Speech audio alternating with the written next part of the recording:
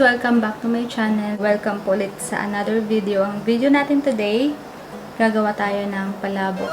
So, gusto ko lang i-share sa inyo guys yung ingredients ko kung paano ako gumawa ng palabok. Alam natin na ang palabok, madaming mga kailangan gawin.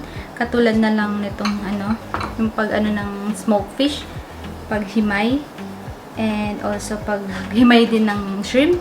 Pero, simplihan natin. So, simulan na natin guys. Ito yung mga ingredients ko kung paano ako gumawa ng palabok.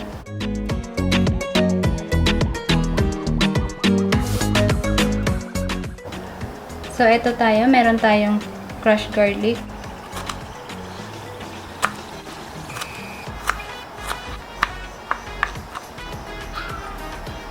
Onion.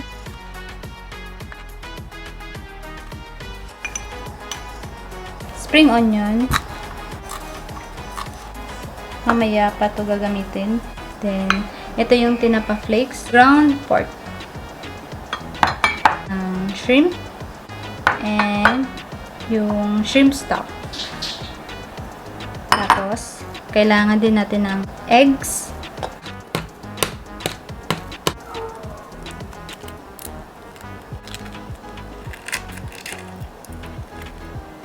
Atsuete or yung tinatawag nating annatto seeds, pangpakulay ng sauce.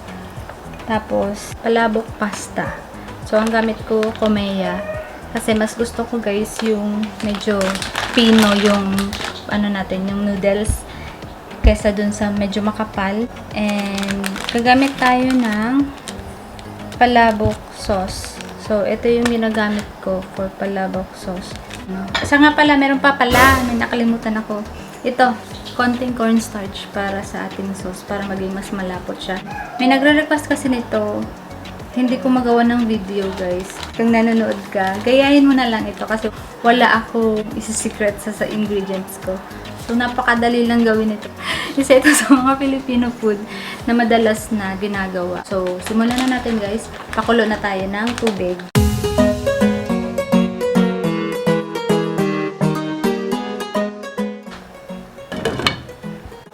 Ito na yung noodles. So, hindi ko siya binasa. Kasi yung tip niya guys, para hindi siya mapanis kaagad. Dapat yung noodles, wag yung babasain. So, tsaka para mas maganda siya kapag linagyan niyo na siya ng sauce, mas masarap siya. Kasi parang walang halong tubig. Kasi diba yung palabok, siya guys, madali siyang mapanis. Maya-maya lang panis na siya. So, ganito yung ginagawa ko. Hindi ko siya binabasa ng tubig. Pag dinidrain ko siya, pinapaano ko lang siya. Patuyo ko lang siya. Lagay na muna natin to dito guys. Kasi magsusatay na tayo ng mga iba pang ingredients.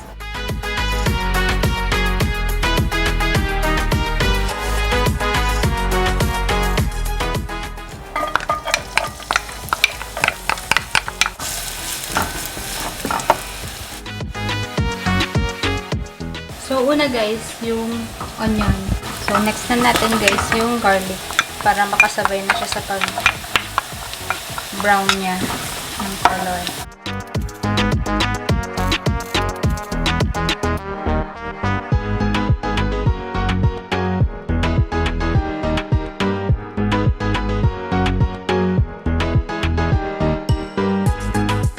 Ilagay guys yung ground pork.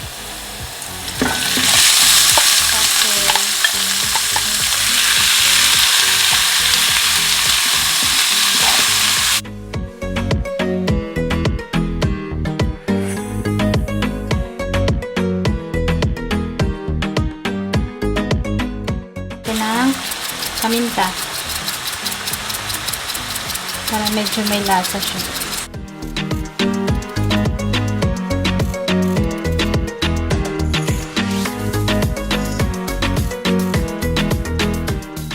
Pagkatapos nito guys, yung shrimp na yung isusunod natin kaagad para maluto din yung shrimp natin. And then, pagkatapos, yung huli, ito, yung tinapa flakes. So, dapat guys, ganito yung smoked fish or yung tinapa flakes. Dapat ganito yung pakaano nyo, himay nyo. So, yung iba, pinapakuluan lang yung shrimp. So, ako, mas gusto ko linuluto lahat ng ingredients. By the way, yung mga mga measurement niya, yung mga recipe ko, ilalagay ko sa baba sa description. Okay guys? So, para masundan nyo yung pasunod-sunod.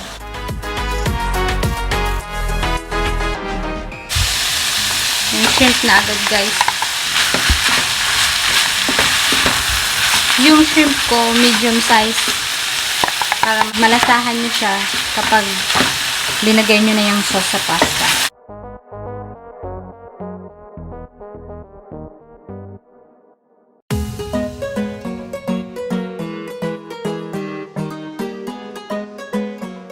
And ito na yung lalagay natin na tinapa flakes.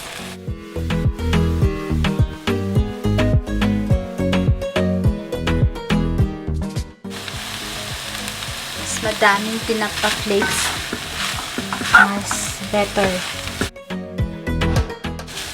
Then, wait lang tayo ha. Lagay muna natin siya sa low heat. Kasi, gagawin natin ngayon guys, dissolve na natin to. Okay? So, dalawa lang muna yung gagamitin ko. Okay?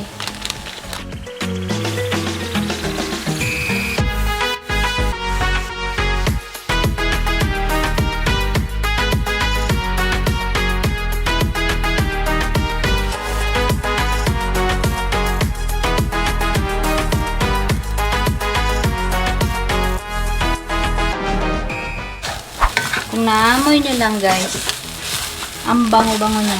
Sobra.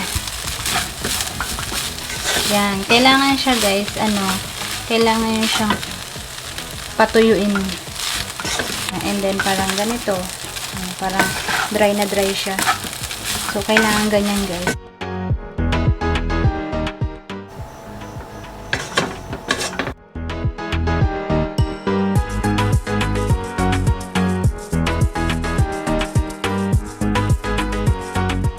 Luluto muna tayo ng annatto seeds or yung atsuete.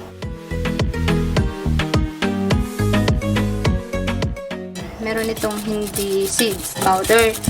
Kaso, yung powder kasi hindi siya masyadong makulay.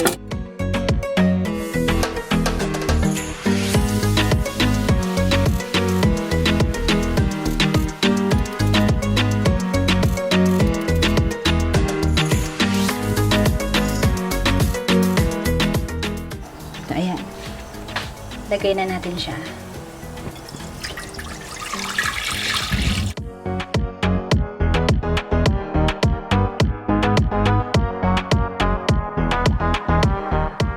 Kailangan natin haluin lang ng haluin ito hanggang sa lumapot siya.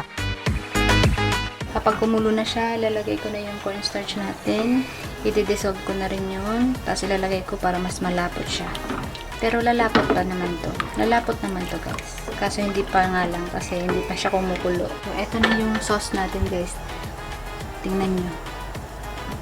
Malapot na siya, diba? May lasa na to. So, maalat na to.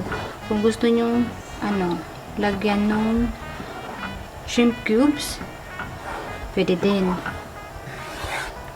Mamaya, titingnan ko kung pwede siyang lagyan pa. Dahil sa malapot na siya, lalagay ko na to. Yung ginawa natin kanina.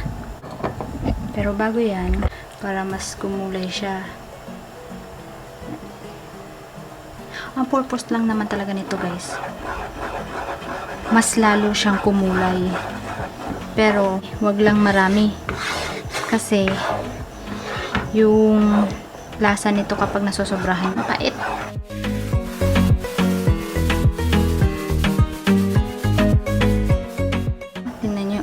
Lapot na siya guys. Tapos lalagyan pa natin mamaya ng cornstarch. Sarap.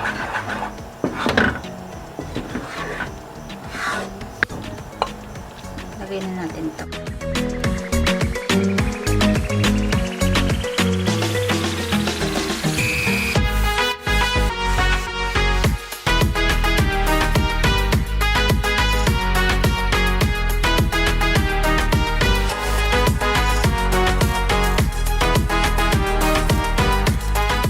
Lagyan ko na yan ng cornstarch kanina.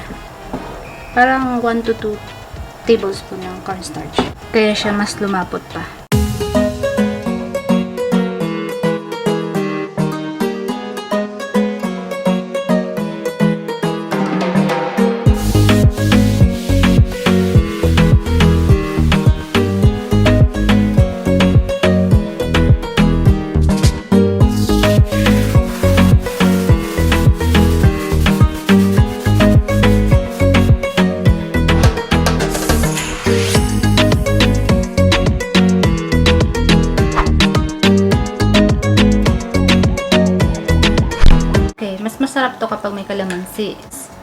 nababalance yung ano niya, yung kanyang lasa.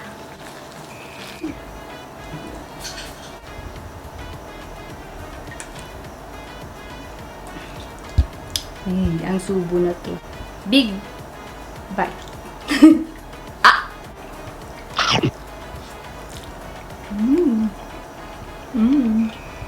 Yan guys, thank you Thank you for watching. I hope you like this video. Please like, comment, and subscribe to my channel. And please don't forget to hit the notification bell. Hindi ko alam kung ansan dito sa dalawa. Okay? So, para updated kayo sa lahat ng mga videos na ginagawa ko and mga gagawin ko pa soon. Okay? So, thank you guys. Bye! Enjoy! Bye! Bye! Bye! Bye! Happy eating!